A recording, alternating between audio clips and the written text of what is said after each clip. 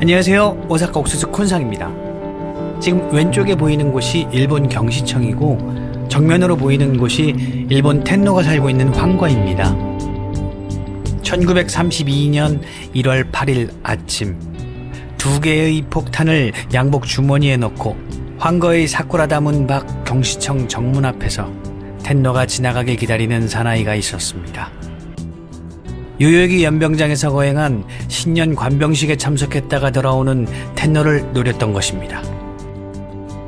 인생의 목적이 쾌락이라면 지난 31년 동안 육신의 쾌락은 대강 맛보았습니다. 저는 앞으로 영원한 쾌락을 영위하기 위해 가는 것이니 슬퍼하지 마십시오.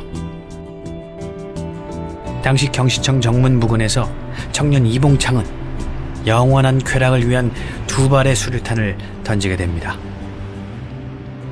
그러나 첫 번째는 위력이 약했고 두 번째는 불발이 되어 텐노 암살 자체는 실패하게 되었습니다. 하지만 윤봉길 의사의 홍커우 공원 의거와 광복군 창설 등 이후 항일투쟁 역사를 움직인 아주 크고 엄청난 일을 하신 것이었습니다.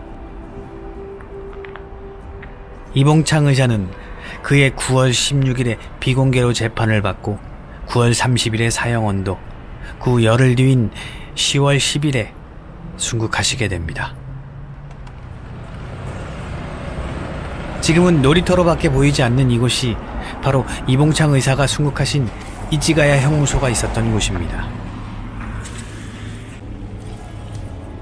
제가 예전에 도쿄에 있을 때 살았던 곳에서 불과 1km 정도밖에 떨어져 있지 않은 곳이었다는데 많이 놀랐습니다.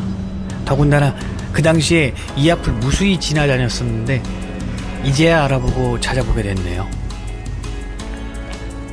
이치가야 형무소는 1937년에 폐쇄되었고 그 이후 형무소터에는 일반 주택들이 들어서게 되었으며 지금 이 자리는 이제 일본의 여느 놀이터와 별반 다를 것 없는 그런 보통의 놀이터가 되어 있었습니다.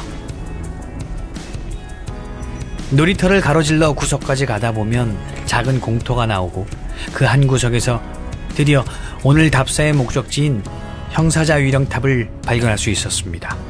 지금처럼 동네 할아버지가 폐지를 모아두는 모습이나 위령탑 바로 옆 길가에는 쓰레기 모으는 장소로 되어 있다거나 담으로 둘러싸여 있는 위령탑도 뭔가 초라해 보이고 독립운동가들의 성지가 대충 방치되어 있다고 보여져서 많은 한국분들의 안타까움을 자아냈습니다. 저 역시도 처음엔 같은 마음이 들어서 직접 눈으로 보고 그 기록을 꼭 남겨야겠다는 생각을 했습니다. 그런데 돌아와 편집을 하던 중 문득 의문이 생겼는데요. 이 위령탑은 구체적으로 누구를 위한 위령탑이었을까? 이 위령탑이 세워진 쇼와 39년, 즉 1964년쯤에 무슨 일이 있었기에 일본 변호사연합회에서 이런 위령탑을 세웠을까 하는 것이었습니다. 그래서 저는 우선 이전에 박열 의사를 변호하셨던 후세 타츠지라는 일본인 변호사분을 떠올렸고 그분과 뭐라도 연관이 있을까 하고 이래저래 찾아보았습니다. 하지만 이 위령탑이 세워진 1964년은 이미 그분이 돌아가신 지 11년이나 지난 시점이라 아무래도 그 관련성이 희박하다고 생각했습니다. 그러다가 정말 어찌어찌 해서 결국 현재의 일본 변호사연합회 홈페이지까지 찾아보게 됐고 드디어 거기에서 결정적인 글을 발견하게 됐습니다.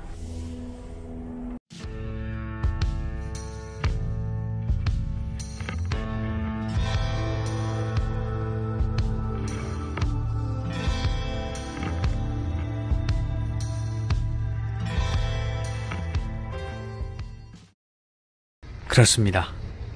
이 위령탑의 본래 정체는 이것이었습니다. 이곳은 이봉창 의사를 비롯 조선인 독립운동가분들을 위한 것이 아니었다는 것입니다. 오히려 이 위령탑이 왜 우리 조상님들을 위한 것이라고 여겨지게 되었는지가 신기할 따름이었습니다. 물론 이 위령탑이 세워져 있는 자리가 교수대가 있던 자리라고 했기 때문에 이봉창 의사가 돌아가신 바로 그 자리임에는 변함은 없습니다. 그렇기 때문에 기왕 세워져 있는 위령탑을 빌어 인사를 드린다고 해도 어디까지나 이 위령탑은 천황제 폐지를 꾀했다가 대역죄로 사형당한 12명의 일본인을 위한 것이기 때문에 앞으로 이 위령탑 자체에 대해 더 이상 큰 의미를 부여하는 것에는 생각을 더 해봐야 하지 않을까 합니다. 앞으로 이곳을 방문하시게 될 분들은 이 비석을 통해 추모의 마음을 전하지 말고 이 공간 자체에 의미를 부여하여 기도해 주시는 게 좋을 것 같습니다.